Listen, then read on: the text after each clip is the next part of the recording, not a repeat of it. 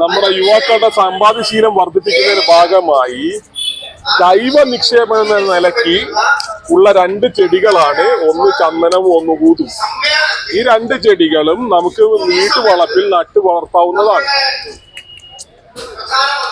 നമ്മുടെ മണൽ പ്രദേശവും ചളിപ്രദേശവും ഒഴിച്ച് ബാക്കിയുള്ള സ്ഥലങ്ങളിലെല്ലാം തന്നെ ഈ 2 തൈകളും നമുക്ക് നട്ടു വളർത്താവുന്നതാണ്. കാറ്റും വെളിച്ചമൊക്കെ നിർബന്ധമാണ്.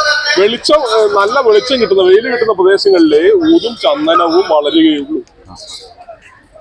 ചന്ദനത്തിന്റെ പ്രത്യേകത, ചന്ദനം ഒരു സെമി പാരസൈറ്റ് ആയതുകൊണ്ട് ചന്ദനത്തിന് സഹായിയായ ഒരു വൃക്ഷം ആവശ്യമാണ് എന്ന ഒരു പ്രത്യേകത മാത്രമേ ഉള്ളൂ. ഊതാകുമ്പോൾ നമ്മൾ 4 വർഷത്തിന് ശേഷം ഇനാക്കുലം ചെയ്യുക എന്ന ഫംഗസ് ട്രീറ്റ്മെന്റ് ചെയ്ത് വെയിറ്റ് ചെയ്ത് കഴിഞ്ഞാൽ അത് നമുക്ക് ഊത് ഉൽപ്പാദിപ്പിക്കുകയും അത് നമുക്ക് തൈക്ക് ഒന്നിന് 100 രൂപ. ഇത് ഊതുമരമാണ്, ഇത് ചന്ദന മരമാണ്.